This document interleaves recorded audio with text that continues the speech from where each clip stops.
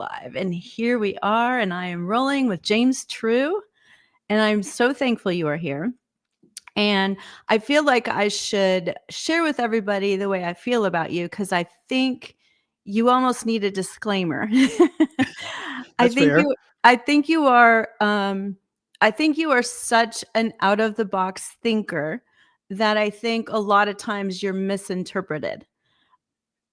I've Yes. even found myself going, what does he mean? Like, and then once I start, hanging around your channels, you start learning you have your own verbiage, you have your own way of speaking. And I have to say, never have I ever quoted a live man so often as you. Like, I literally, and I love giving credit to people, because I can't stand when credit's not given to somebody. I don't know why. Maybe I have to outgrow something. But but it is so wonderful to have somebody go, can you repeat that? Like, and I'll say it again. I had told you that I was having a conversation with my ex, and I was sharing him the concept of calories that you use Mm-hmm. when talking about like having the energy to do something. Yeah. And it was like it clicked for him, and he's like, that was really good. And I'm like, God, he's never said that about anything I say. Well, hell must have frozen over, right? It looks like that outside. So yeah, There you have it. There this is you all have it. normal now. Yeah. And so I've been wanting to have you on. I know that you had said that you had changed your views, or that you wanted to eat crow about Epstein. I don't even know your previous thoughts or where you are on that. I'm totally Right. open. I want people to know too, before we get started, that I don't care if the people I have on have my exact same beliefs. I don't Mm-hmm. even think it's possible. And so I just want to also say that I want you to be you here. You can cuss if you want. I don't want you to, you know what I mean? Yeah. I want you to be you. And Yeah. Thank so you. we were talking about, I really was hoping we could just start with hate, though. I feel Okay. like that would give people an idea of where you stand on a lot of things. Um, and I love how you have kind of like the soft hate and the hard hate. And I've been writing down James True quotes, and one of the ones that I'd written down from a while ago was, where is it? Now I've lost it. It had to do with hate. So what you said, something about having to have enough ability to hate to have boundaries. Sure. I lost it because I lost my notes, but Yeah. so That's a so biggie. take it away. Yeah, that's a real biggie. The word prejudice. We are just discussing this here earlier, but the word prejudice has a real heavy shame to it, and the word hate has a real heavy shame to it. And these things are actually part of how we define who we are. The what you hate, what you despise, is what you uh, strive to not be. So until your identity is fully formed, or as it's being fully formed, I should say, it's going to be made up of the things that you value as much as the things that you detest. So that would mean that we should consider hate as a vital part of our identity. What we detest is just as important. We find moral outrage, and this sometimes is the only way you can even test the metal of someone's signature. Are they a morally good person, I should say? And so you would wait to see, do they detest something that's happening that's horrible, and that this would give you the verification that you need. So hate is much more important as a force, but it's one of the most expensive luxuries that you can have as a self, as an individual. To have hate requires a kind of righteousness. Righteousness requires a kind of vulnerability, because you're placing your prejudice on the line. You're showing everyone else, this issue is super important to me. This requires you to be vulnerable. You're now going to be either ostracized or embraced for these things. So this is an expensive thing. Anger is more expensive than fear. Fear is more expensive than ignorance. So all of these would require a different amount of budget that you have. How much budget can you afford to spend on what's happening in the world? And I think you just described where people are at. People could be maybe in the age of ignorance, where they're sort of a sheep, ignorant to what's happening around them. If they save up enough money, they could afford to fear the government. And then if you can really play your cards right, you can cash your fear in for some good old outrage. And now you've got outrage, and you're moving. Most of government fears outrage. Most of government would find outrage a much more dangerous state than one of fear itself, because this is a sort of an electron orbit of consciousness, if you could think about it that way, where your spin becomes more and more as you become more and more energetically moved by something. And all of politics is about moving you into a certain energy wave, finding that energy wave, holding it like a fireball, and hurling it at your opponent at just the right time. So every single thing in the news is sort of a badminton game of anger, hate, fear, very little compassion, but sometimes a little bit of that. So these are energy packets. These are ways of understanding forms of energy, and these energies relate back to truly the identity of self. What I hate is going to be how I define myself. I want to have a network of news that allows me to constantly define myself to those around me. The fact that I'm outraged right now about ICE is a clear defining factor of who James True is. And I choose these moments well because I want to be seen with absolute clarity.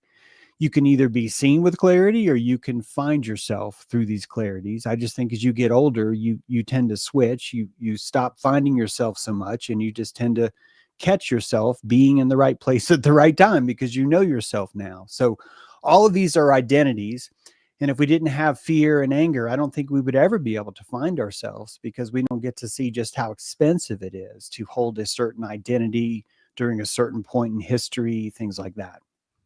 That's so good. And it can be so minuscule as like you're working somewhere and you begin to have this resentment Mhm. towards this job when really it's an invitation to a better place, is the way that I interpret it. And so what would be an example of soft hate and what would be an example of hard hate, and why do you differentiate between the two? Well, I think it's just better understanding the kinds of energy you will meet, giving permission for there to be hate, understanding that soft hate typically is maybe hate without conviction. It's like, I don't want to actually spend money on this situation, but I still have a vibration. It's almost like you're at bat and you're kind of swinging in the bullpen. You're warming up maybe to do something. And a lot of us will exercise soft hate to see if there's enough permission for that to be found. And so most of our reactions to politics is all soft hate. It's I'm mad about this. And people are holding up the dead body of someone that they don't even know their name, but they're insisting that it's because of this dead body that I now have hate. And these are people that don't feel that it's okay to have their own feelings, that they need props. They need the props of the news itself to exercise these things. So even if you took away all of the bullshit in politics and everything that's happening over the world, I think that you'd find that we would still need to have these weird totems, little pieces of news that we could use to fluctuate energy between each other, to exchange a volley of selfhood, where the group is learning to identify itself. Individuals are learning to pay for what it took to be identified as such. Just one of many, many examples would be someone who's pro MAGA for a long time is now watching like something in their own Home Depot where someone's being thrown down by a guy in a mask and drug into a van and driven away. This is a sort of opportunity for their identity to test itself, to say, is this really truly who I am? And most of politics is the fluctuation of these identities because people are too afraid to embrace the righteousness of just holding their position. I think this is how I see it. Yeah. There's so many different levels here of identity. There's on ramping identity. So just like a child you might find who's like 5, you would encourage him to really hate something maybe because you're just seeing the personality emerge, right?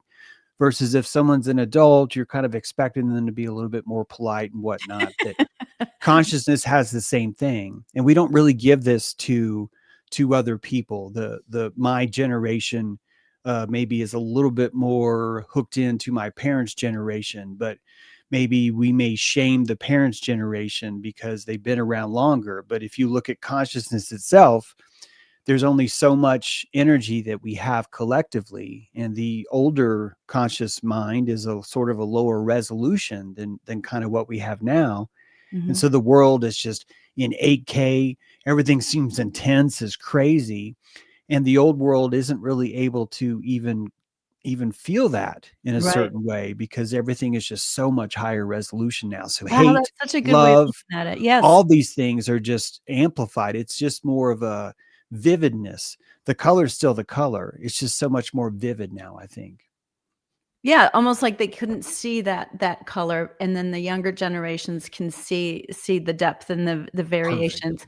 That's Yeah, so that is colorblind. so good. Well, Colorblind. Think about the generations of people who are colorblind that can't distinguish between green and red.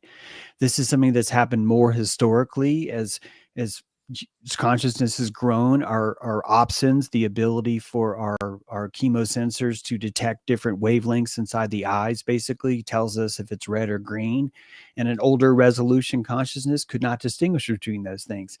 So you have a lot of men that are born in a certain generation that are colorblind, and a lot of women born in that same generation that aren't. And I would call that an emergence, that you're just seeing the consciousness emerge. It emerges in this case through the female, who's much more trained in social structures, for example. And so the differentiation between those two would be much more apparent and important for her survival. Most of this is about survival. Most of this is about fertility. So we're utilizing hate to find mates, to find our partners, to find our allies, to decide what kind of indentured servitude we want via working for other companies, things like that. Yeah. well, it's so interesting because you always talk about hyenas, and, you said today and which, by the way, anyone that wants a great taste of what James does, today was one of my favorite videos he's ever done, but I say that a lot. It was incredible, but you said something about the hyena world is something that you do, is you just want there to be less hyenas in the world, and Yeah. I think that's what motivates me, but I'm going to give an example and you tell me if this is correct. Okay. So, the day or the day after Charlie Kirk was allegedly killed, um, you came out and said 100% what you thought. Hmm. I thought those things. As soon as I saw it, I knew something was wrong. Very first video. And it's a way that it was really just because of my experience with production and film that Hmm. I just saw things that were off on the very first video that I watched. And so it made me suspect. But I guessed a soft hate against it, and you were Hmm. more of a hard hate against it. Sure. Is Yeah. that a fair way of putting it? Sure. Yeah. Okay, so what is the benefit of having hard hate? And would you encourage people to have hard hate? No, I would encourage people to not encourage people, um, because I don't know if the alchemy works as well. I really do though I believe that if people who are inherently racist are allowed to practice their racism a little bit more out in the open, it would simply just make it easier to Be determine where honest. they are, Yeah. right? So it's we're really leaving the realm of hate and we're going into the realm of self-expression and just identity. And there's really is a war on consciousness right now, and that's exercising itself in the war on identity. But this is the oldest war that's ever existed, and it's quite necessary. So the hard hate, the soft hate are just shells cracking open, and I may exercise hard hate in a situation where I need more people to crack open, but purely for selfish reasons. It's just for me. Like Yeah. I spoke about the hyena. I think that the world needs hyena. I think that it's an important part. I think that I've been a hyena myself for so long. It's enabled me to hate what I hyena is. That hate is me knowing my tendency to be a hyena and wanting to never be associated with that. So in Amen. my mind, the fact that I hate hyena is not a I want to destroy hyena, nor is it even I decree that no one should be a hyena. It's more of a self signature about where I'm at. I meet a lot of people that are really anti religious. And when you sit down and discuss with them what they're anti-religious about, I'm just glad that I know where they're at. I Mhm. I have a certain take. I call myself a Christian. Some Christians hate it when I say that because it Same. doesn't necessarily conform to their idea, but I do. But I remember several years of my life, even decades even, where that would be the last thing I would want to be called, and I would hate the idea of being referred to that. So in my mind, there's no hypocrisy here because I'm finding myself. Mhm. And the only way I could truly find myself is if I had enough trust in my environment to be able to hate with glee, to be able to hate productively. Because ultimately, I want to be able to hate something and then feel the shame of having my compatriots not hate it, of watching my own brethren, my own family have a different take on that, and me experience the difference between those things. And that difference is where we change.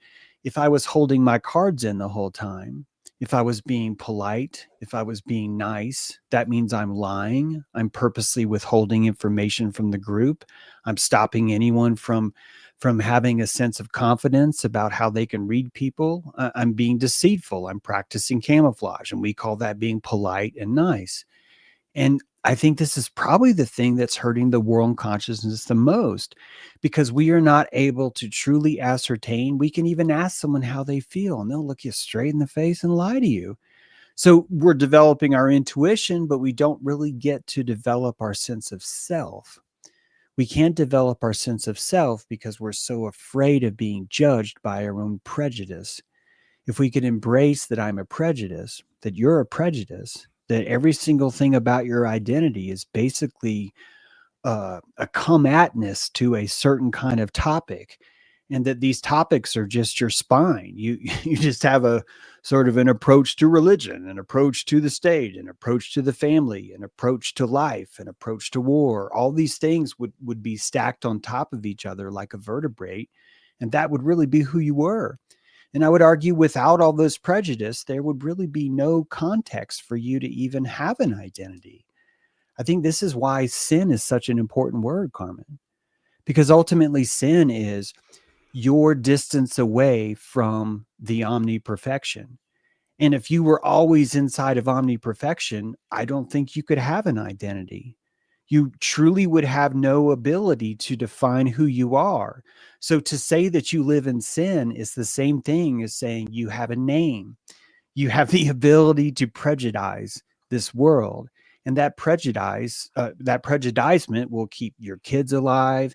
It will foster new growth. It will help all the animals you help in your life. It will feed all the homeless that you feed, blah blah blah. So the prejudice is a force of good, the same way we were discussing earlier, that hate is just a form of finding yourself. Until we have an environment that allows you to do that effectively, we're going to be struggling with identity. Even though consciousness is growing, identity itself is still being suppressed. So, this could be part of nature's plan. It could be that nature doesn't need every single human to have an identity. This is a very new thought that I've been entertaining that honestly reflects more truth to me when I look at the natural world, that there are certain flowers that aren't meant to bloom and that they're not failures. They're literally providing a bed of safety, a harboring of this sacred area that allows the few to flower, and that this would be the only way that population would grow. So, too, would fertility go off the charts if every single person felt that they were coming here to this world to make whoopee and to create more children, and that anyone who disagrees that you're not supposed to be here to create a family is anti American. When you look at what nature truly requires, over fertility may not always be the best thing. That we could be looking at subtle intelligences interacting inside of a unconscious human that would be necessary, meaning that if 60% of the people are not fully conscious, like not fully online, all that really means is that the collective is allowed to mutate that soul to fulfill a specific need, and that need may be actually good for the colony. It may actually be good for the hive, that so many people are not online yet, because that intuitive spirit is allowed to exercise itself the same way a bee colony would or an ant colony would, right? So there's all these different levels of where you want to compassionate, where we want to call hate hate, and where we just want to call something biologically intelligent. So good.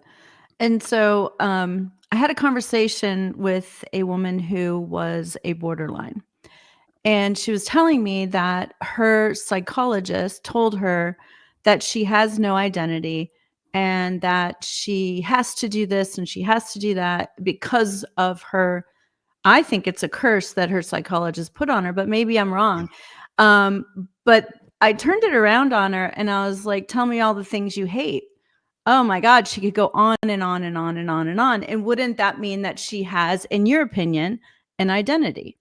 Yeah. Okay, good. You agree with Yeah, me. I think that that's, if anything, I think that probably of course I'm diagnosing completely blind and I have Yeah. no zeros. So, guys, get ready to be like, Dr. James look Cruz, at this yeah. guy, look at this guy. But I have thought a lot about this concept, especially when it deals with addiction. I've got a principles of addiction lecture that actually covers this tertiarily. But the idea is this: um, the bipolar personality has a higher appetite. Their appetite is higher for their consciousness to remain alive. In order to feed the appetite, you need to realize that there are all these neurons that are desperate for survival. These neurons will atrophy if they are not activated again. Certain experiences, a Vietnam vet who goes to Afghanistan and experiences massive violence is suffering from a kind of asphyxiation. The PTSD is manifesting itself because he's trying to eat.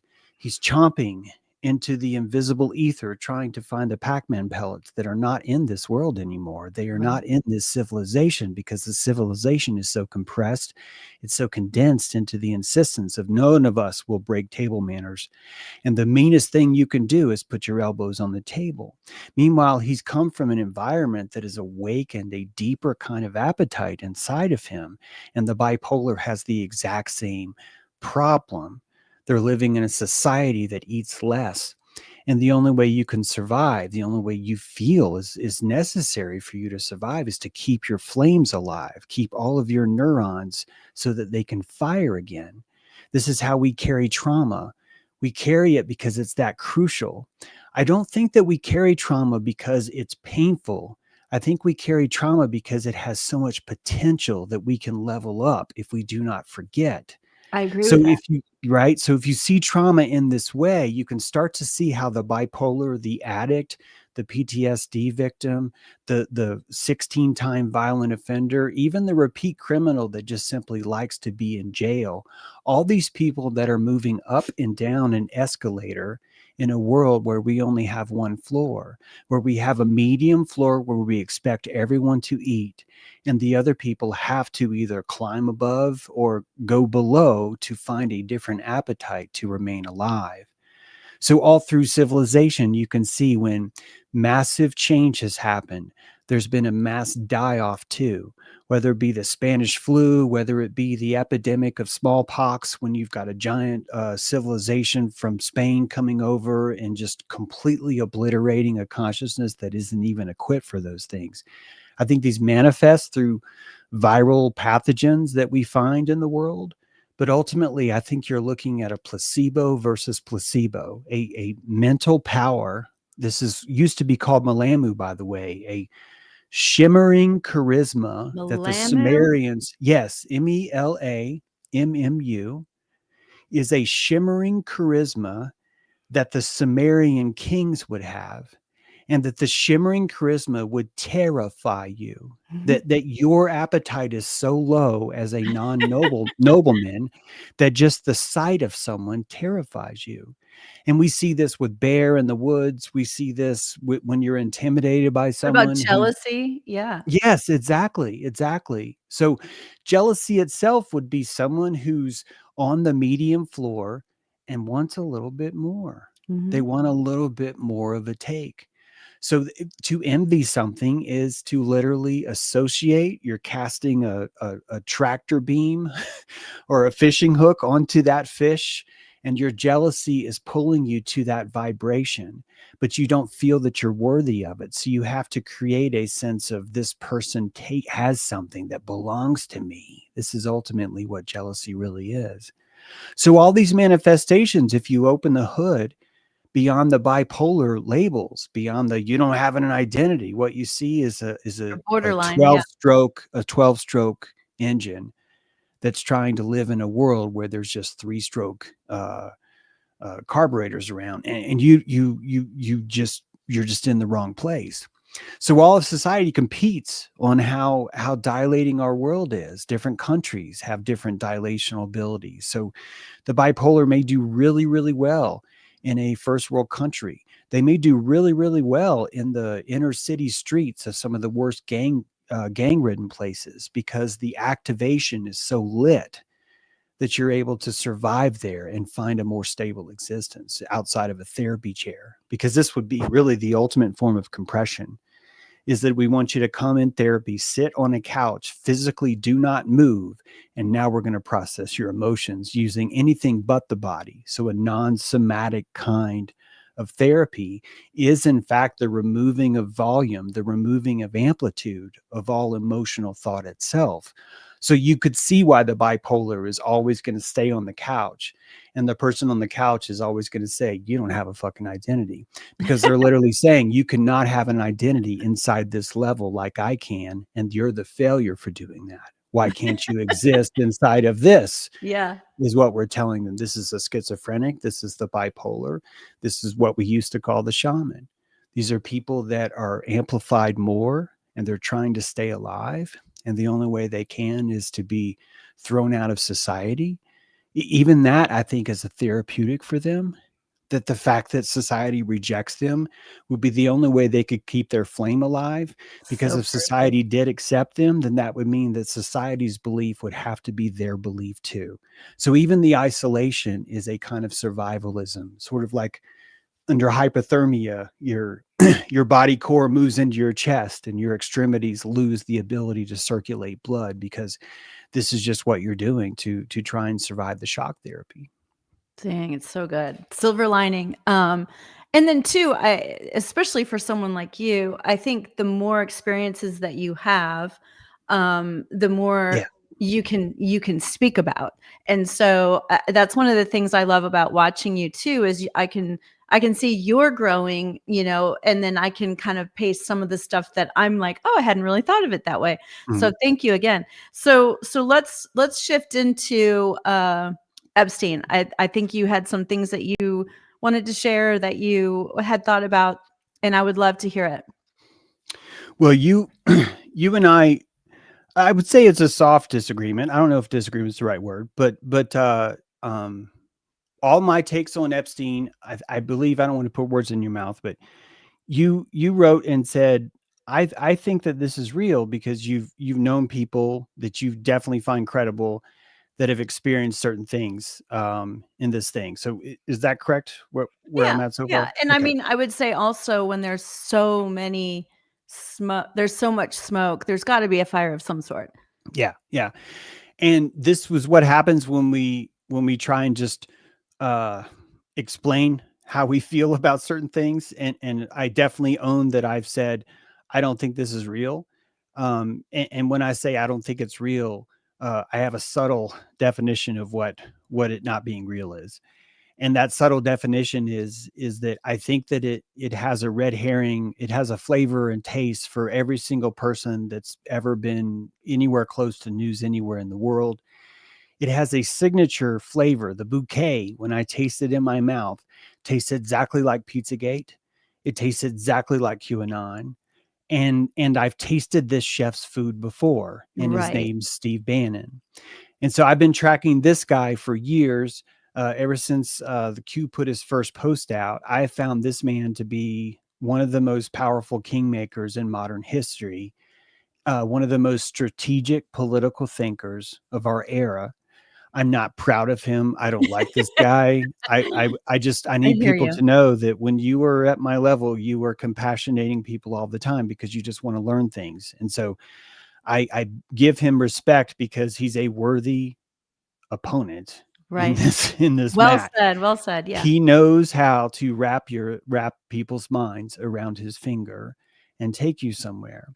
And Pizzagate it wasn't even his first rodeo, but his entry of installing Pizzagate as a story under Breitbart. This is after meeting with Netanyahu. Really showed you the power of Masadic media, the ability to insert dark media at just the right time to infiltrate and poison a collective. And I believe that Epstein is part of that story structure used to bring more power to whoever Steve deems as his kingmaker. It didn't even necessarily even have to be Trump, Right. but Trump was in the right place at the right time. And so was Steve Bannon. So in this way, I think Epstein is fake. I think in this way, it's not what we think it is. I I see what think you're in saying. this way, it would be impossible for people to even get why the nuance is still true, but also false. The false part is that a lot of people, I think, find comfort in Epstein's story because they imagine that a billionaire can't get laid and needs to solicit to find someone who's willing to do things to his genitals. And I just, to me, this is funny because it really does make a lot of truthers, people that are kind of mad at the system. I'm using this term broadly here.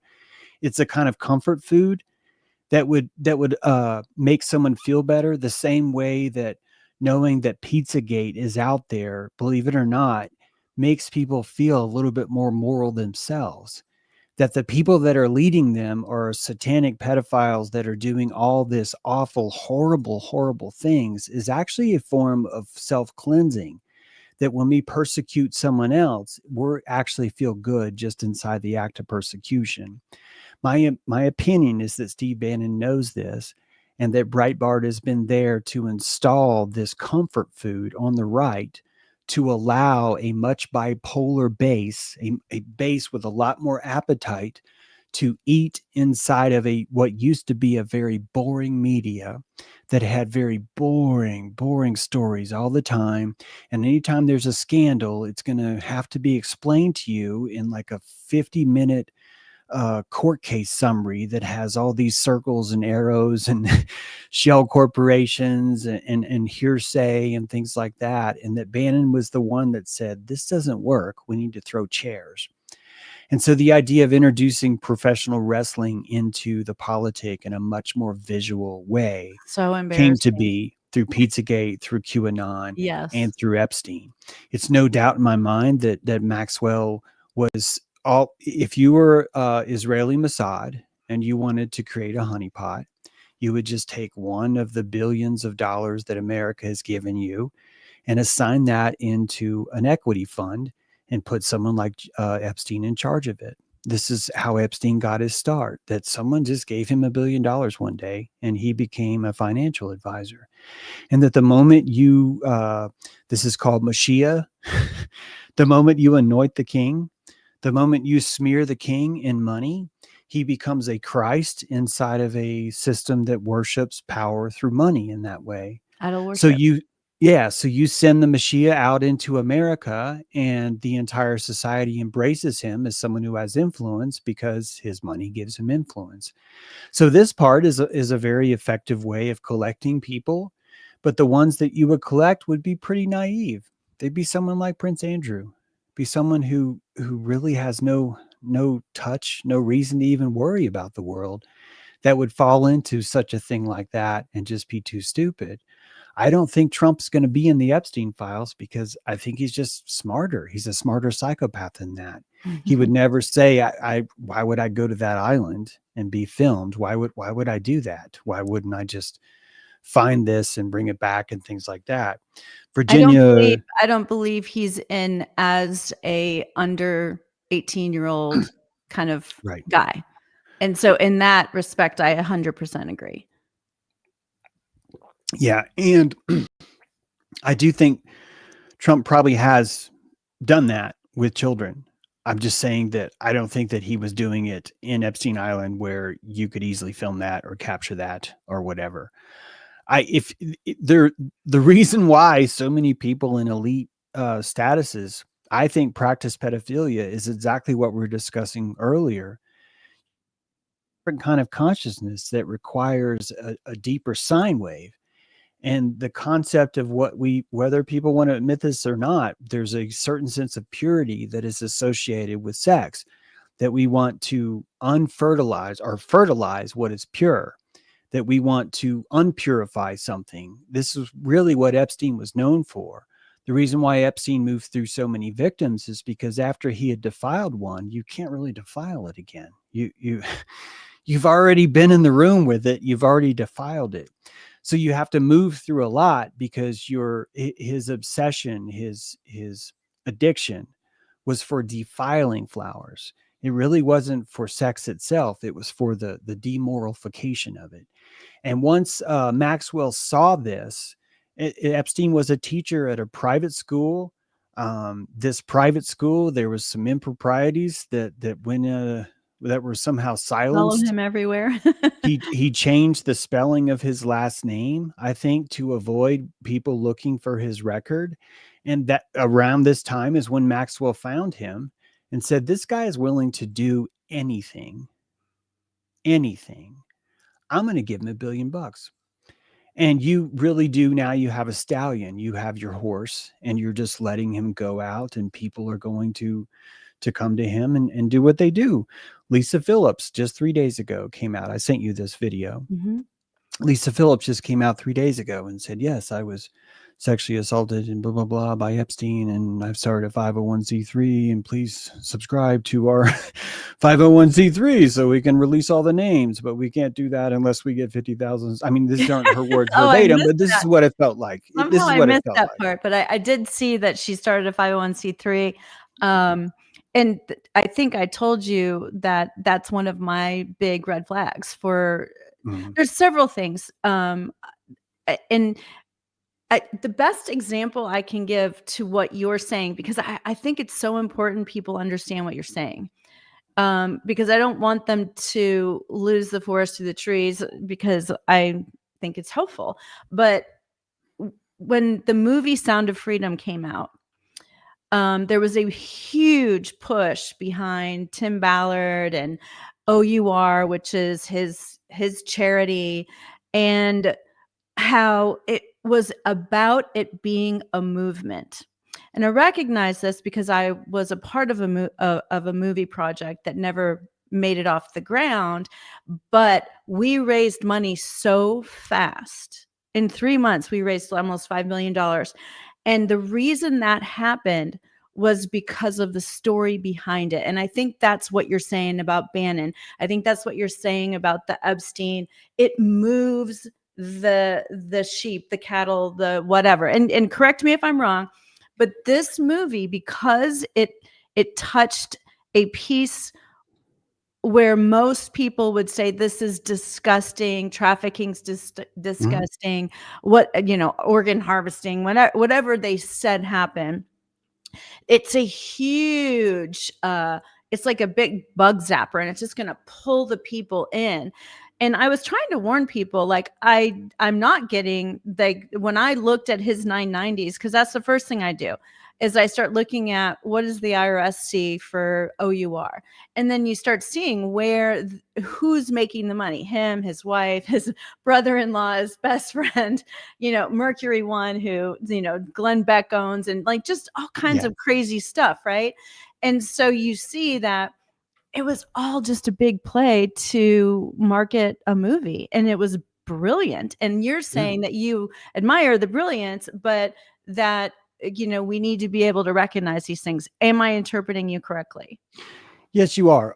And I think if you really want to understand what it takes to be a leader of a country that as large as something as America, you need to understand that there's different levels of consciousness, and you have to find a way to hit every one of them. And so most of the time when you're putting an op together, you're going to have to hit several different layers of understanding at the same time. A lot of people think WikiLeaks is real. Like a lot of people are just convinced that that was just an organic thing, and that he loves kittens, and that Pamela Anderson was his girlfriend, and that somehow the world's evilest cabal could not penetrate the evilest city in the world, London, and get past the wrought iron gates of one little thing, and put a pepper ball or a poison dart or an invisible drone or poison the cat or none of these things. And when you start to unwrap the WikiLeaks story, you see that this is a honeypot of truthers too, that this is a story that's been written that appeals to both sides. You've got a Republican and a Democrat. You've got Chelsea Manning. So now you have the entire agenda of gender switching and trans identity. And we're marking that as a hero in one case, even though Chelsea Manning never actually released anything classified. This is another big tell of PSYOPs, is when you look at the PSYOP and no crime has actually been committed, when you just really analyze what happened, guys, excuse me, Chelsea Manning published the manual that Guantanamo Bay used to interrogate their subjects. And that manual is not classified. It's Right. not secret. It's not top secret. Those are the 3 levels of classification. This is not breaking a law. Why did he, publishing a manual that is not illegal to publish, why did every single media market pick this up instantly? Why is every single mainstream media market telling you verbatim in unison, Julian Assange has never been wrong. He's being treated wrong by the media. No one will give him a fair shake. This is what you see as a collective op where multiple people are moving in to move the population into a certain place. These are not the first. Bukowski. You guys need to look up the Bukowskis. You could do a movie about the Bukowskis. The Bukowskis invented reality terrorism in our modern time. And the subject, the Pizzagate, the MacGuffin, his name is Osama bin Laden. Mhm. These are CIA operatives. National Geographic has covered this. It's backed this up. These are operatives that create international niches, little stories that can be built. And those stories can be moved because an actor is placed inside of a certain position, and that position can be manipulated. Not every actor is even aware they are the center of the PSYOP. So Julian true. Assange did not have to know that he was being used as a token. This is a guy that desperately wanted to be a journalist for truth, that was putting himself out there as, I will publish anything if you just send it to me. And that this is an invitation the same way Epstein is inviting Maxwell to come and give him $1 billion. And that if you want to move the public, you're going to find a patsy. It's not even fair to call him a patsy. Julian Assange legitimately believes and wants to expose the truth. So that's not even, I mean, it is a patsy, but I'm just saying there's going to be a level of he's a hero. There's a level of he's in on it. There's a level of he's a patsy. If you want to move the world, you're going to have to invent reality terrorism. Reality terrorism means you're going to have to terrify the reality of every situation every moment you can. When you start to look at Steve Bannon's first hit was actually pro-Hillary. He actually started making movies about how the Democratic Party is here to save the world. He noticed right away, hey man, I can do a much better job if I start shitting on her, telling everybody how awful she is. This is the 3rd time I've swore. Sorry about that. No, but it's good. No, this is no worries. the I'll pray for you so later. so even Steve Bannon came into this with no legal sides. He wasn't like, he doesn't have a heart of, I truly believe in conservatism. This is a guy that wants to make war using the poli science of what's called mind war. His And room mind, or his show is called War Room. that's right, exactly. And mind war is a concept written in a book. Aquino. Yeah, and by Michael Aquino, and boy, you want to talk about people getting mad. That Michael Aquino, who everyone understands, the Church of Set, they think Set means Satan. So even though he worships like ancient Egyptian religion, which, sorry, I think that's kind of cool actually, that he's like done all this research anyway. But because of that Church of Set, it means Church of Satan, and because he met with Anti-LaVey once, he's now the secret overlord that we can never trust. And Michael Aquino is the one that published the book called Mind War. And in the Mhm. preface to Mind War, he says, "This is why I think this is a moral decision. No one dies. We don't invade any territory. All we have to do is publish stories. That's it." This is like the most pacifistic Satanist I've ever met.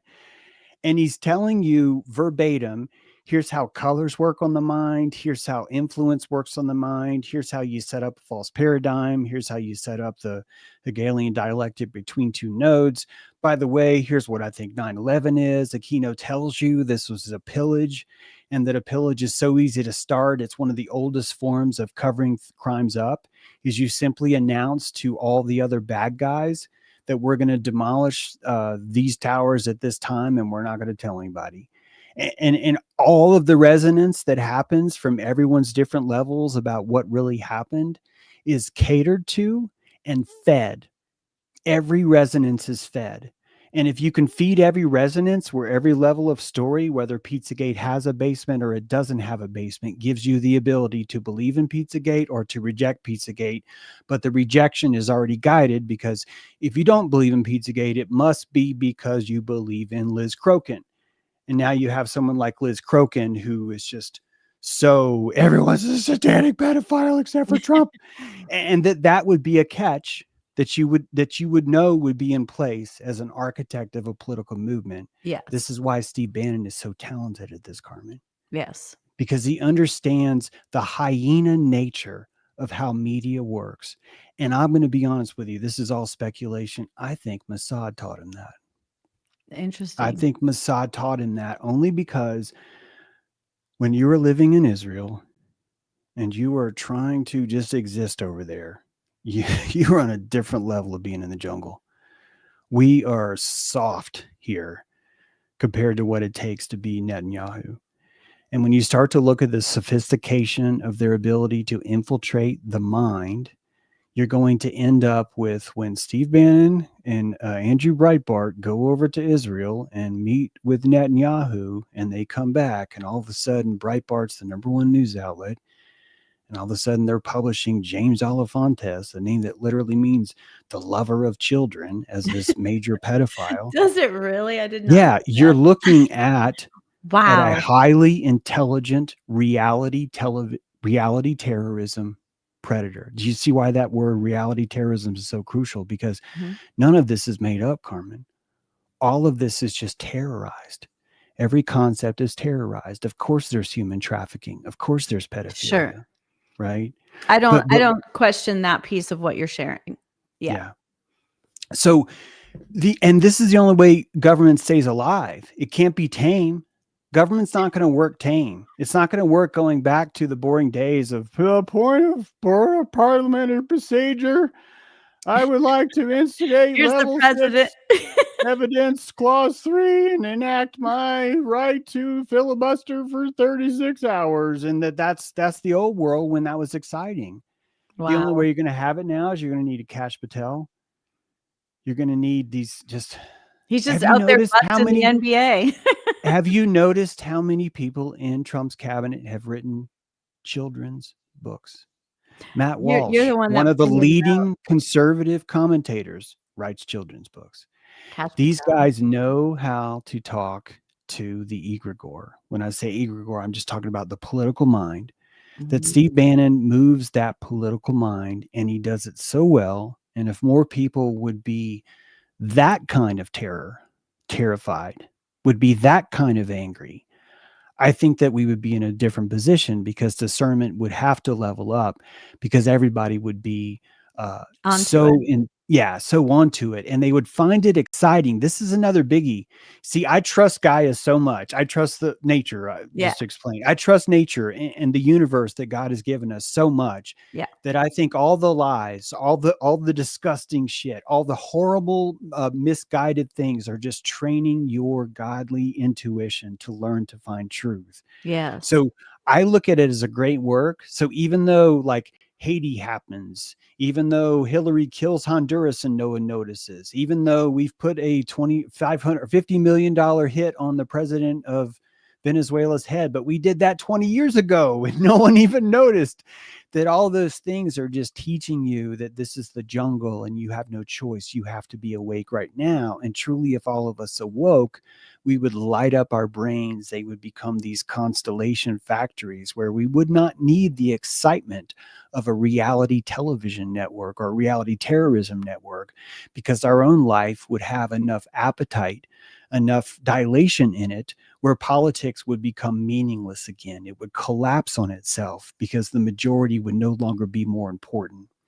Right now, the majority is more exciting than you. I don't mean you, Carmen, but I mean the individual. The The collective. majority is more excited than the individual, and the individual will always go to the excitement because the brain itself is just a giant tumor that consumes more calories than any other organ in the body. So those calories are going to need something to eat. They're going to need drama. They're going to need intrigue. They're going to need suspense. They're going to need a children's story. They're going to need a Trump. They're going to need a prince, a princess. They're going to need an underwater submarine, a pedophile island. All the billionaires are there. All Tunnels, tunnels, all of it filled with concrete. That's why we reptiles. can't prove it. All those things. Yeah, Alligator Alley. All these things are necessary for consciousness to grow. Yeah. This is even in Aztec mythology, believe it or not, that the ancient Aztecs had this same system in place. They needed the flower wars to create this kind of drama. I think because consciousness was growing, the So when you say cannibalism was flower wars, stopping. what do you mean by that? I'm ignorant to So that. the Aztec, I think America's practicing flower wars too. We pretend to have wars. They're wars, but they're flower wars. They're wars. This is what they were called. They're not meant to kill. They're meant to inspire a village. They're meant to grow a population. Got it. Mixcoatl is the ancient Aztec god of this red and white striped death god. And we have the red belt, the Rust Belt of America. And that we say that the Rust Belt is the heartland of America. You ready for this? Mixcoatl is the red and white striped god who opens his chest and pulls the heart out, and the heart of all the children that spring up in the Rust Belt, their hearts are sacrificed for Templo Mayor, for the temple of authority. So Washington, D.C. is practicing an ancient Aztec ritual. This ancient Aztec ritual is we will practice war, we will flower war in order to survive, in order to grow our own. So the largest employer in America is the Department of Defense. Right. We've invaded a foreign country every 1.7 years since World War II. It's our only export. Our only export is war. Not only that, we worship the sacrificed and the fallen. Thank you for your service, even though we send them to do sometimes pretty fucking horrible things to I am other told. autonomous governments that should be allowed to survive. And because we're so naive, this was a really big part of Mixcoatl. We're so naive that we don't notice that Israel, for example, has a plan, a geographical plan called Greater Israel. And the bottom corner of that, the foothold of that plan, is a country we call Kuwait. And when we go in and liberate Kuwait, this is the ignorance of Mixcoatl's children sacrificing their own hearts Yeah. Oh, to it's give so something heartbreaking. away to something else. And Yeah. it's not real war, it's a flower war. Got it. It's a war of flowers, the same way an Aztec was. You don't go kill other people. You go gather people. You bring them back here to this village. We feed them. One of them, we dress up, give him a flute, let him walk around the village for a year. We tell him, look, you're going to be this god. Next year, we're going to pull your heart out. The rest of them, you just pull their hearts out. You just do that. You do that because you need this excitement for the brain to stay alive. This collapse of Aztec civilization occurred. The same thing happened in Egypt. And I think it's because the frontal lobe of the brain was emerging and it required all these extra calories. And these extra calories forced us to come up with dilating principles to keep the brain alive, I to can't keep us imagine a going. world without a frontal lobe, though. Yeah, That's and scary. it's the world of the giants. Yeah, that's Oh the my world of the god. giants. And honestly, you can see that here. There are still many among us That's that true. are giants that are from that. This is why I say I used to think that hey, if everyone's not conscious and awake, then the world's evil and we have to force everyone awake. That was my take for like 5 years of my life. That was fascism. That was me being a fascist. That was me going, everyone has to flower. When you truly look at this population, the Neanderthal among us are the patriarchs of our society. They're Isaac, they're Jacob, they're the Abrahamic bones that compost that allowed us to grow today. So the lack of consciousness is just a crucial part of even having consciousness. And a lot of us have this false idea that somehow we're born fully conscious and then we become unconscious. And why would anything work that way? Right. We are cabbages. We're very complex cabbages. And if the cabbages grow in just the right way, that cabbage patch is going to produce a few humans. It's going to produce a few people that have a sentience about them that's never existed before. This is a new invention, sentience. It's not an old invention. And I can show you that through literature, through vocabulary. Why is it that all of a sudden everything came online after 100 BC to 100 AD? Why do we even change the entire system of how we even count what time is? You're seeing an emergence of something that went from an oral into a written tradition, from a Sure. written tradition into only after thousands of years. Think about it. After Mhm. thousands of years, we invented something called nonfiction, that we had fiction forever. And then we got so good at fiction, we said, hey, let's call some of this stuff true. Let's do that. Oh, it's so good, James. Right? So you really do see a rising of consciousness. This is not like a we fall. We are leaps and bounds ahead of our previous generation. And you know that because we're ashamed of how stupid they were, how ignorant they were. We look back and we see how foolish we were. And that's the very power that allows us to grow and expand our consciousness. And the only thing I think that's getting us there is reality terrorism. Yeah, I mean, honestly, everything is a cooperative component, like Yeah. literally everything. I agree with you.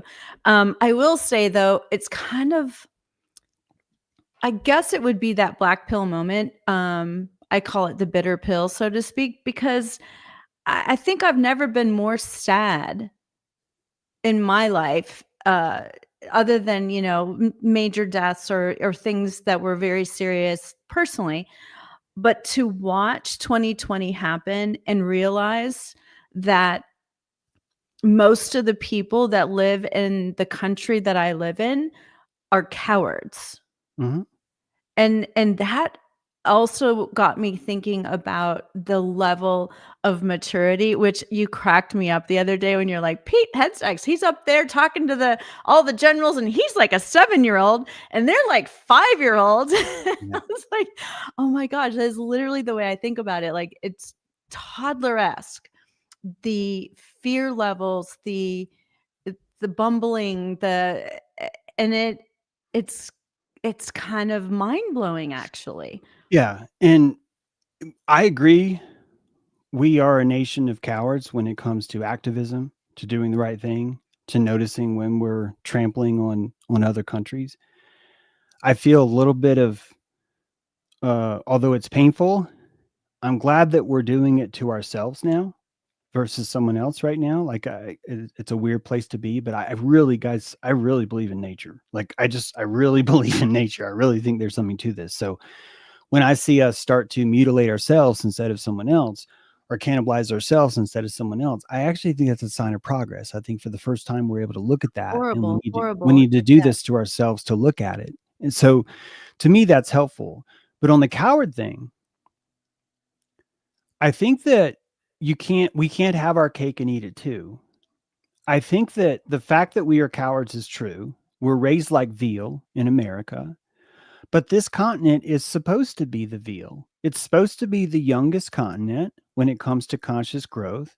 It's supposed to be found running through the woods, pulling each other's hearts out, not wearing pants, a lot of loincloth stuff going on. And this is a lower form of consciousness, which means we're the naive ones.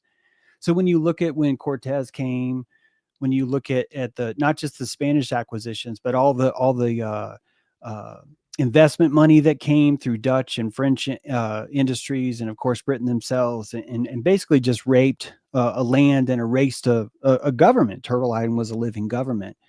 Columbus, I say, didn't discover America; he erased it, and he erased it easily. It was very easy to erase this country because of how virgin it was. Mhm. So even though we're cowards, I want you to change that word to Okay. virgin. We're virgins.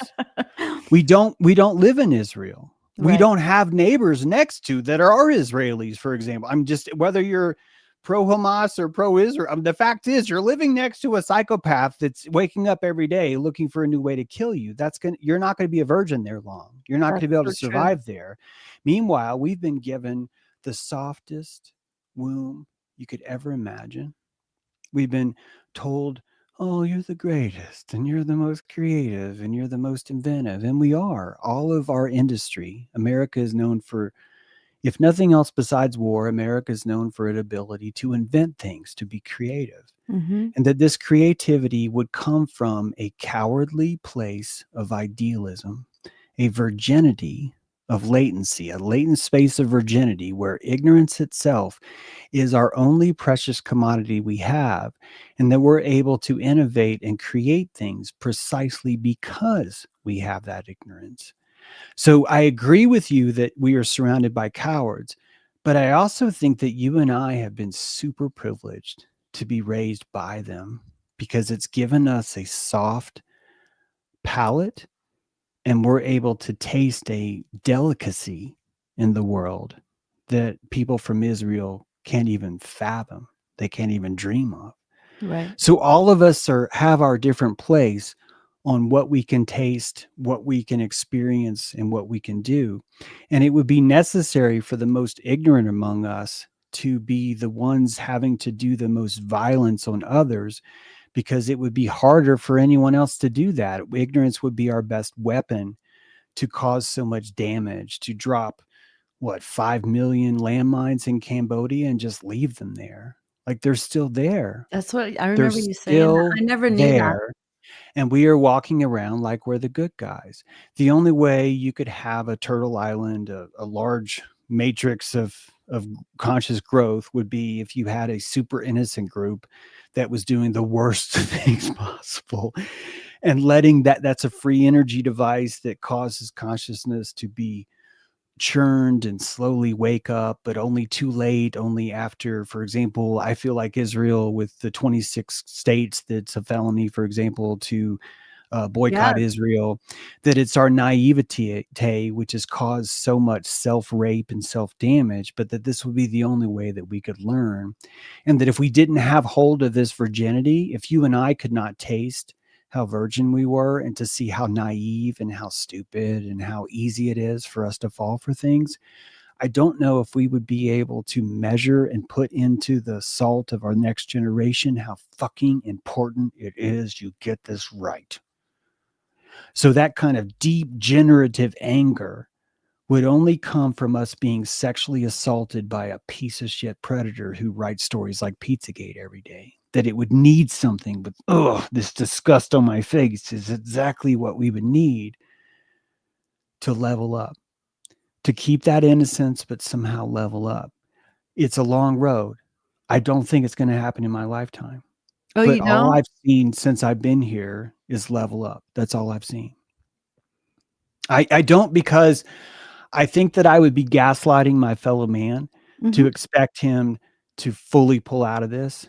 And I think that the moment that the hermetic ladder, to me, it's a hermetic ladder. So if you are a libertarian and you used to be a Republican, I'm just going to say that would be a form of hermeticism. Right. You've been inside a two-party system and You only have enough calories to afford to go stand in the yellow, to go stand in the Libertarian Party for a while. And then you're there, and then maybe you're like, I can't afford this. I'm going to go back to being a Republican.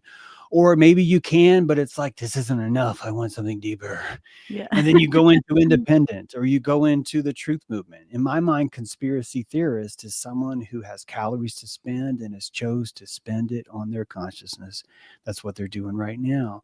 I don't need you to believe or to solve or to figure out who killed Kennedy or that he didn't die. None of that is fucking important. I swear to you, that's not important. What's important is that you look. What's important is that you meet each other as you're looking at Kennedy, as you're looking at Building 7, as you're looking at the Bukowskis. Please look those guys up. Look at the Bukowskis, because when you see this, you'll understand just how elaborate this system is, how even calling it a deep state is a form of cope that we use because we cannot admit that it's the whole fucking thing, that it would not work if it Oh my wasn't gosh, that that's way. so true. Yeah. Oh, that's so true. And this is part of our innocence. We're It's not able so to afford inverted. that. Yeah. So I do not see us solving this in my lifetime, but I also don't think it's supposed to be solved the same way an orchard for wine isn't supposed to just all be wine. The bottles don't grow on the trees. It's a process. And the process requires all those things to think they're grapes. They Yeah. have to believe they're grapes. They have to believe we're going to be plucked in the ripeness of our grapeness. And then they need to be denied. They need to be abandoned. They need to sit on the vine and feel the lack of witness and that feeling of betrayal. Only then can they ferment into wine. Only then can we throw them in the barrel. So that's a hero's journey. It's a rise and a collapse, that both those things go into the flavor of what those are, the same way our consciousness would require. Here's the state telling you everything that you need to believe, and here's you rejecting everything that you think's a lie. That you would need both these things. You would need the rise of the grape and the fall into the wine. Now you're finished. Now you have both. Now you've learned to pull information from the outside, and you've learned to only keep or digest the information that is true for you itself. This is the full, complete self. And most of us never, ever get there. Most of us think that we just have to believe it all. And the more you believe, the more patriotic you are, the more productive you are, the more righteous you are, the more godly you are. So, we're doing pretty good. I don't see us solving this anytime soon, though. Yeah. I don't, it would ruin the engine, because think of all the people that are growing along the way. We're raising wonderful consciousness.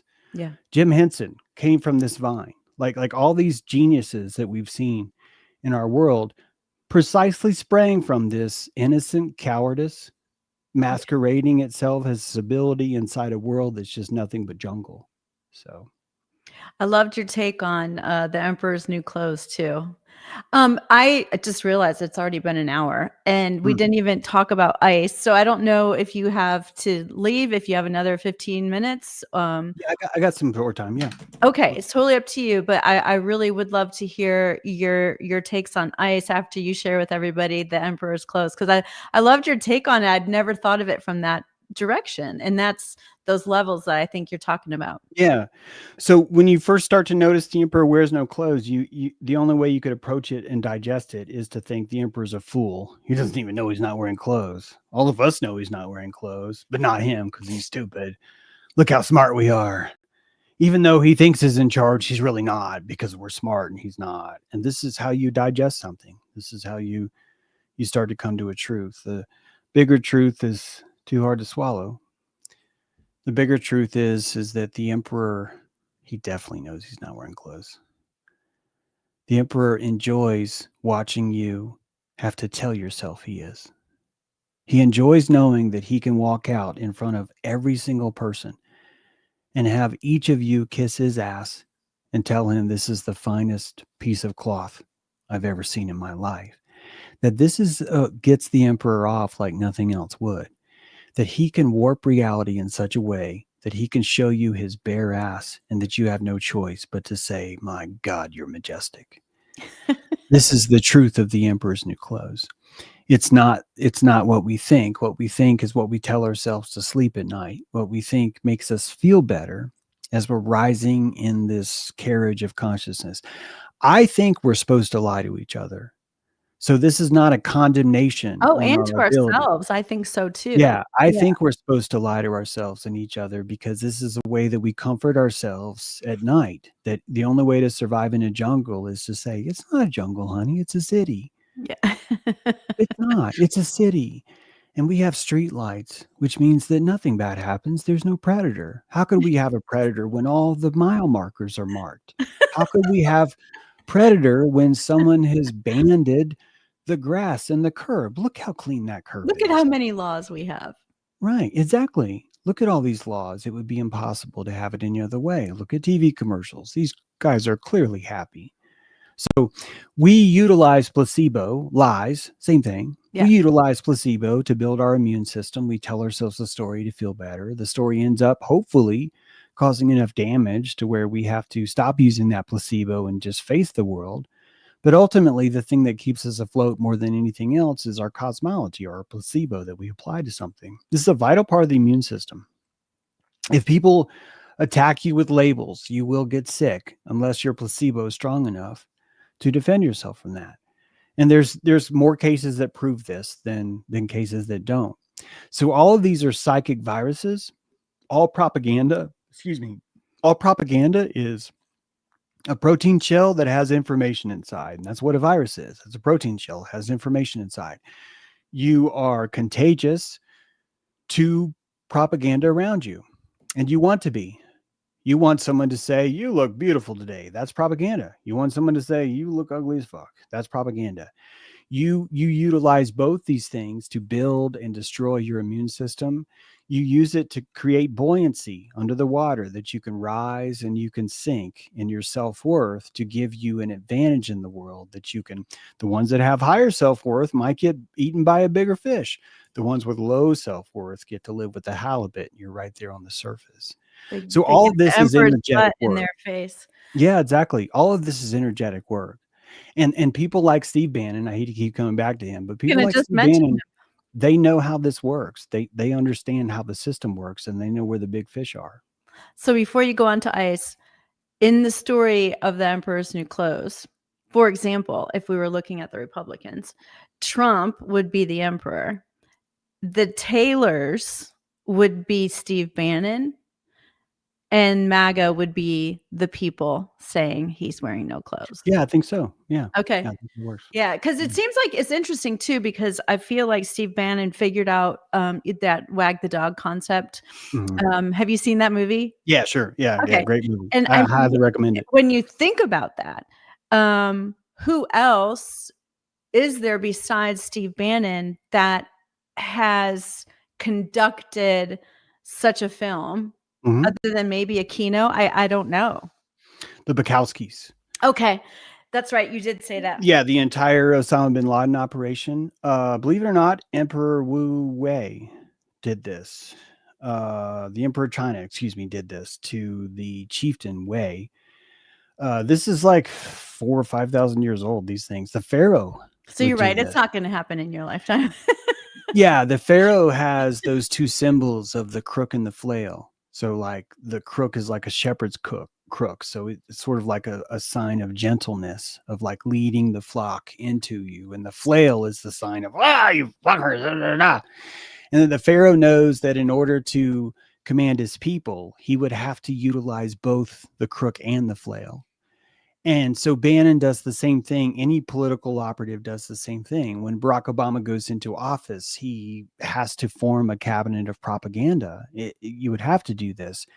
And in order to keep your base in line, you're going to need a crook and a flail to do these things. When the young Nazi stories came out of 32-year-old men posting Nazi sympathies on there, J.D. Vance is sent out to say, well, these are just kids. And you might think that J.D. Vance failed because he said something stupid, but that's not what happened at all. I hate to give that guy credit. That guy did exactly what he's supposed to do. He's supposed to say something asinine. He's supposed to take out the wing of the White House in the middle of TV because it's such a loud, expressive thing that it just removes the noise of all the ICE agents happening over here. And when you watch politicians, you start to understand that this is how it works. The same way a Senate appointee, the same way a president will throw an appointee first, knowing that this one is the one that will be rejected, knowing that because they rejected the first one, he will then get to say, they're not working with me. And when they give you the second one, and the second one is who you want, that's like level 1. These guys are at level 11. Most of the public, including me, I can probably only see level 4. Like, seriously, that's probably all I can see. And I think I'm sort of in a select few. Yeah. Like, there's not a lot of people that are willing to cross the boundaries of their own side. I got this from the conservative bend. I used to have Right. a much bigger following in conservatives, but then I started calling out Pizzagate, started calling out a lot of things that I saw with Yeah. Bannon and with Q, and people were like, I don't like your church anymore. And that's because that's really what it is. We Uh, find these churches so we can build our calories up. We learn placebo techniques. Hey James, can you help me understand the world? Really just means, hey James, do you have any techniques that I can save calories? And I could be like, yes, I do. Did you know when this happened? This happened. Did you know that because you did this? Did you know that ABC News, CBS, 12 major news outlets had interviews with Osama bin Laden where they interviewed with him in person, and that we're supposed to believe that the state and the government and the media don't never collaborate when we have the exact opposite evidence that I that's mean, all they've ever CIA done. had an office in LA. Yeah, the world's most dangerous terrorist in the world. And you're telling me that some guy said we're not going to save the world because that would violate the separation of church and state, when look at what we do now. So this is what the wrestling match requires. It requires throwing of chairs. It requires an arena. Think about this. Washington, D.C. is the land of laws. There's no more lawyers ever focused in a certain area than that place. If Washington, D.C. was truly real, why are politicians not just suing the fuck out of each other every day? Why are you not, as a politician, just have at least 50 lawsuits right now against you from just the moment you walk in? Like, you parked wrong, I'm suing you for this. It's if government was truly could only work through laws, I swear to you, that's all you'd see. You Right. just see this giant pile of lawsuits. And ultimately, I think it'd be a better government because it would cripple the government. It would force the government to do nothing at all. And the more people saw that the government can't do anything at all, the more things like Cajun Navy pops up, the more things like states' rights pops up, the more things where people say, why don't I just not send the federal government any of our tax dollars? Why don't we just keep it for ourselves? For the very first time in hundreds of years, you have a governor who's saying that. Thank God. Like, I thank didn't know God. that. Yeah, Governor Newsom just said that. I'd have zero faith in Newsom, by the way. I think Yeah. that guy is psychopathic as the He's rest putting of a them. ballroom on the Capitol there too. Yeah. So, but this is why you cannot afford to. It's very expensive to not invest in a side. And when you are doing a show like I do, where I'm telling you, sorry, I think Gavin Newsom's not going to get you there either, Right. it's harder for people to find solace in that. There's less placebo for them in that. That And they I guess can't go that's out what and I'm say, hey, attracted don't you to. think they're both bullshit? You're going to Yeah. find a lot lesser allies in the world for that. And Yeah. ultimately, you're going to end up with schizophrenia. Schizophrenia is a social disease. Political schizophrenia. Yeah, but even just, I think it's even beyond that. I think it's fair to call it political. But if you consider what schizophrenia is, it's a social disease where you can't find anyone else who will verify your reality.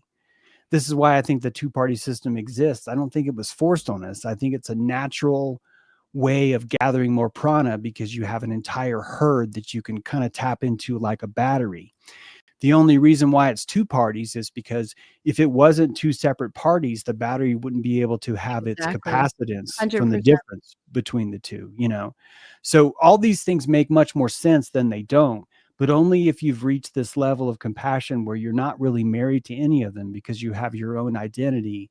And more importantly, accept that all humans are nature, accept that all humans can only do things that are natural because they are from nature. I think if you can get to that, I think you can start to see the entire system as an integrated whole, Mhm. and that overall it's doing really well.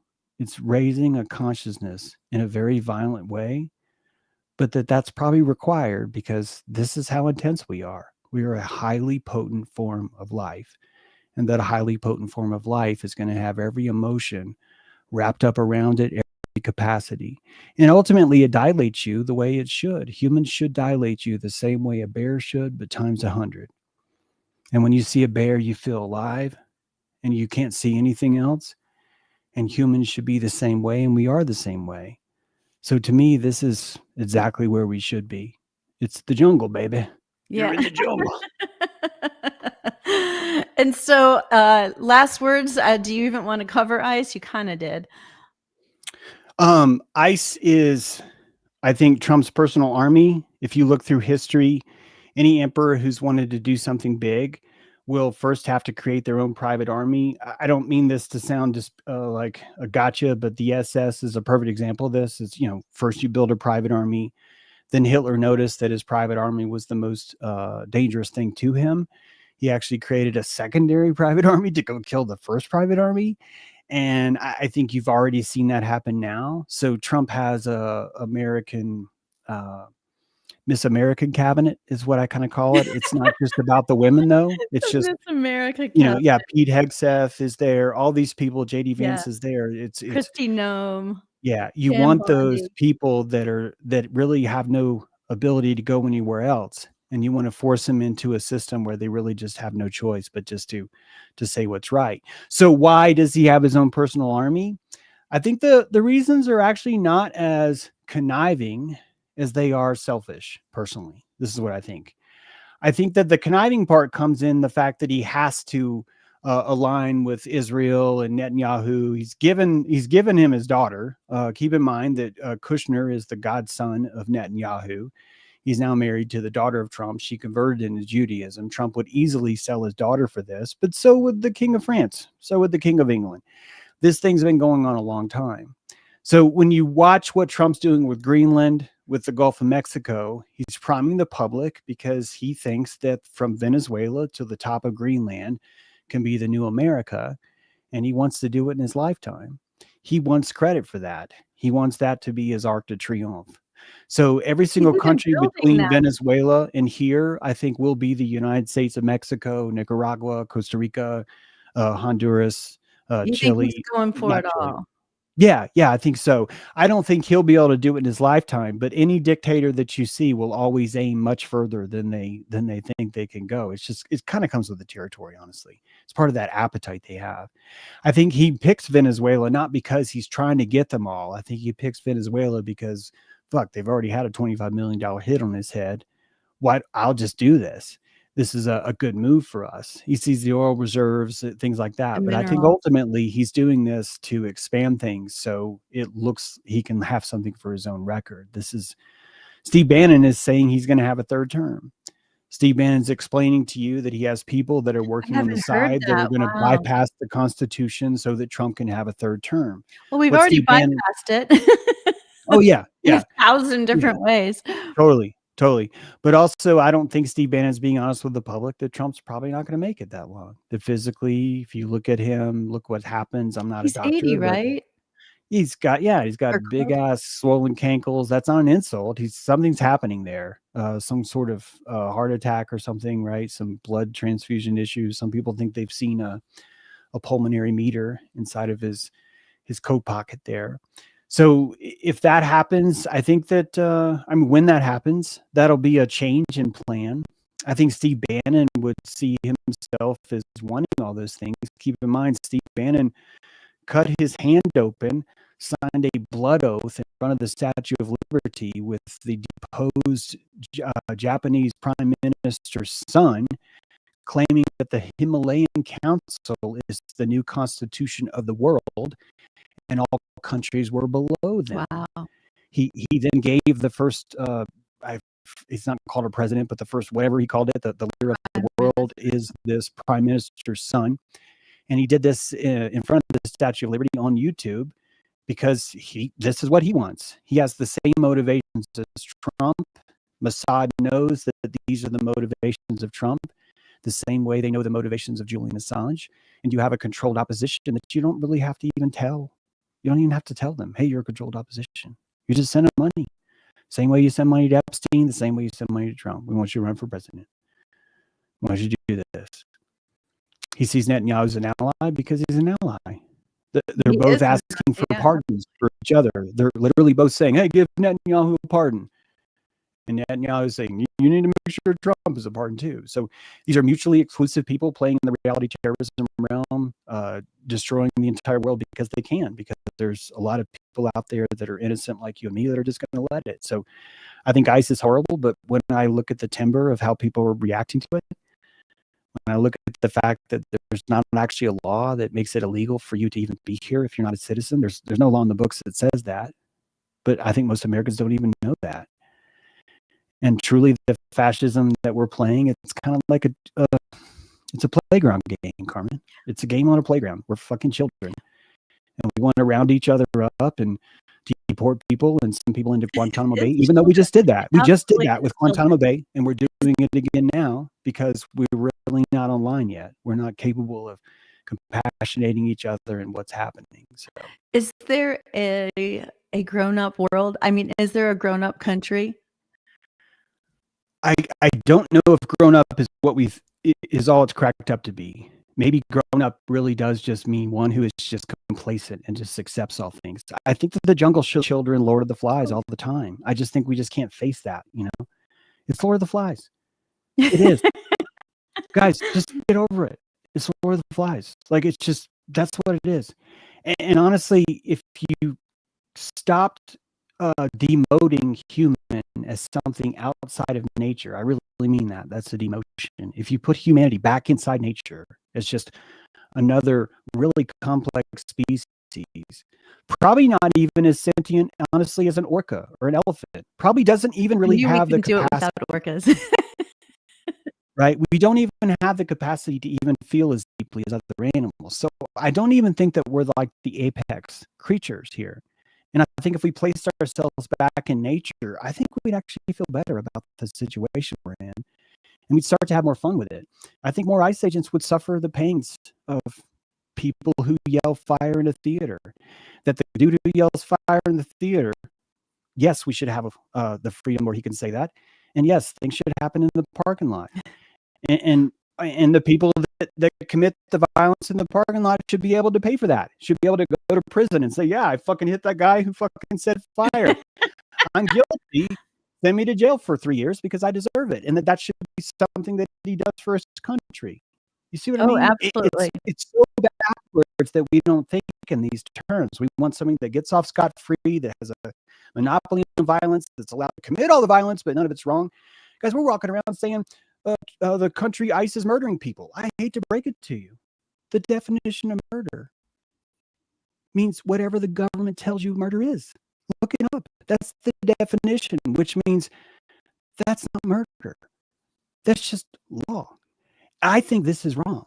I think this is the most screwed up thing that we have. And I think once we really tap into that and see how ridiculous it is, and it'll take another generation that laughs at the previous generation. Yeah. The more we laugh at each other, I think the more we get there, the more we really find that healthy center. I am confident we'll get there, and I'm confident it'll take a while. Yeah. Well, I cannot thank you enough, and I would really again encourage people to go watch your video from today on your James True channel. You also have Dojo Earth. If you could share with everyone where they can find you and all about your books and. Yeah, thank you. How would you even describe the Dojo Earth? Because I'm still wrapping my head around it, and I've been a fan for a couple of months or a few months. Like, how long have I known you? Like 6 months. So I have, I think, 7 books now. My latest book is out. It's called Black Eye Club. I have a YouTube channel, James True. I do a show almost every day. If you just look up James True, I think you find it. I've seen that people are asking about Bukowski, and I'd rather take that time to make sure you guys write this down. It's Bikowsky. Bikowsky. Yes. If I could type that in chat, I would, guys, but I'm afraid if I log in, it'll kick me out, or else I would just type that in chat. But if you look up the Bukowskis, Bukowski, it's a couple. It's a man and a woman. I think you'll see that they wrote the entire Osama bin Laden thing. This is actually in my stream 241, The Invention of Reality Terrorism, where I go into more detail into all of this. Dojo Earth is another channel I've started because I think that really what would do the most good in this world is having people that don't normally talk have a place to just try and sound out their ideas. And I like to think that's what Doja Worth is. It's a concept that you would be held responsible. You kind of come on the mat and you have your ideas tested, put to the middle of witness of other one of news will probably, hopefully, look more like this, more Oh, that would be egalitarian, where so people great. themselves are kind of forced to take a position and then forced to defend it. I think this is the best way to find what your posture is on certain issues, is that you have to go out there and literally just hold one for a while. Yeah. So that's what Doja Worth is. It's very separate from my own And then channel. James will go in there and pull one of the Jenga pieces out Oh, yeah. of your Yeah, that's vertebrae, fine. and then you're like, "Oh, man." Hey, I gotta get paid somehow, and me having some fun watching people, like that is my form of payment. So, yeah, we do a show every day, 12 to, roughly 1:30 or so, like that, and, I would encourage you guys to check it out. Yeah. Subscribe. It'd be great to find some new viewers right now. It's really hard to Yeah, do that. That please, means we help them grow. go follow James. You will have your mind expanded for sure. That is a promise, if I you also will. want you guys to really thank Carmen, because I think this is the best way to get new ideas out, is to have a dialogue like this. And whenever she reaches out, I'm just always thankful. I usually try and send her things in text just to kind of nudge her that way. So I really think this is the best way to learn about the world, is to have discussions like this. And I encourage everyone to Yeah, do the same. thank you, and I would love to have you back on a regular basis. Maybe we'll talk Yeah, great. offline about, every 4 weeks, every 6 weeks, whatever. Because it would be fun just to do a Q&A with you, because I every time I watch one of your shows, I have a new question. So this one, Excellent. I wanted to stay on point with this. I think it's important that people understand, the basic concept of how we're being moved, and I think you do a wonderful job of explaining it. So thank you Well, very thank much, you. and everybody have a shot at watching James on YouTube. And then also he does have a Patreon, and I did put all of that in the description Wow, thank box. you. So thanks everybody for being here. If you have any questions for James,